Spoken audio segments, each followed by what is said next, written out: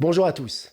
Dans cette vidéo, je vais démontrer par A plus B, mais également par A moins B, que non, vous ne perdez pas d'argent quand vous épargnez dans votre livret A. On vous dit ça pour vous faire culpabiliser, vous faire sentir nul en placement, trop frileux, afin de vous vendre des placements plus dynamiques. Ces placements offrent certes un espoir de rendement plus élevé, mais vous pourriez aussi perdre de l'argent. Le gain est donc incertain. Ce qui est certain en revanche, c'est la commission que va prendre le conseiller pendant que vous prenez les risques. Soyons clairs, je ne dis pas que tout le monde doit placer toute son épargne sur le livret A.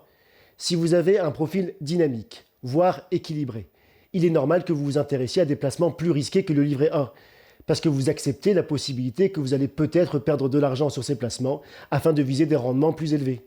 Mais si vous avez un profil prudent, comme plus de 2/3 des Français selon un récent sondage des Échos, il faut alors que vous privilégiez des placements sûrs, comme le livret A ou encore le fonds en euros de l'assurance vie.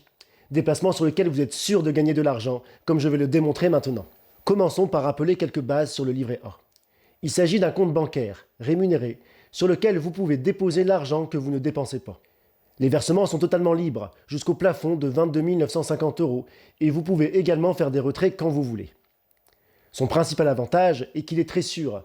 Le capital est en effet garanti par l'État, et la majorité des fonds sont déposés à la CDC et servent à financer des projets sociaux comme le logement.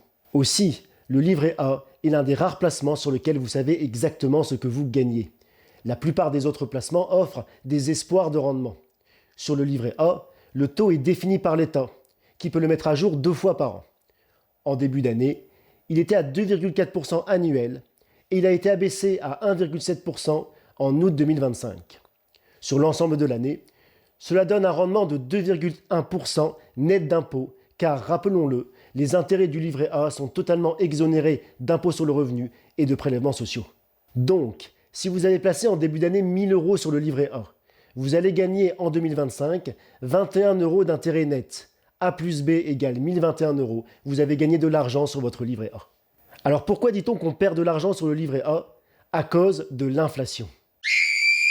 Vous avez certainement remarqué que vous ne payez plus aujourd'hui le même prix pour une baguette de pain ou une place de cinéma qu'il y a 10 ou 15 ans. Les prix ont en effet tendance à augmenter année après année.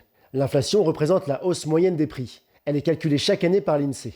Mais alors qu'elle a été en moyenne à 0,8% entre 2015 et 2020, elle a grimpé à 5% en 2022 et en 2023. Sur la période, le livret A a rapporté 2,5% par an. Ainsi, si votre épargne a augmenté de 2,5%, mais que dans le même temps, les prix ont grimpé de 5%, cela signifie que vous pouvez acheter moins de choses avec votre épargne. Sa valeur s'est érodée, et c'est pourquoi on vous dit que vous avez perdu de l'argent. Mais il faut savoir que le rôle de livret A est justement de vous protéger contre la hausse des prix. Son taux théorique est corrélé à l'inflation. Certes, la corrélation n'est pas parfaite, mais quand on regarde les chiffres de l'INSEE sur les 20 dernières années, le livret A a surperformé l'inflation 13 années sur 20.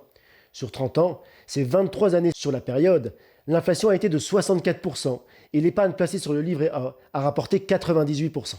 En revanche, si on remonte à plus loin, à 50 ans ou plus, on va alors tenir compte de périodes où l'inflation a été très forte en France, plus forte que le taux du livret A. Ce fut le cas pendant les 2 guerres mondiales ou encore le krach pétrolier. Au final, quand on regarde les données historiques, on s'aperçoit que le taux du livret A est souvent plus élevé que l'inflation, sauf lors d'événements exceptionnels comme les guerres ou les crises énergétiques. C'est ce qu'on a vécu en 2022 du fait de la guerre en Ukraine. Quand on regarde le passé, on ne peut donc pas affirmer qu'on perd de l'argent avec le livret A. Mais surtout, ce sont des événements passés. Nul ne sait ce qu'il va se passer dans les 10 ou 20 prochaines années.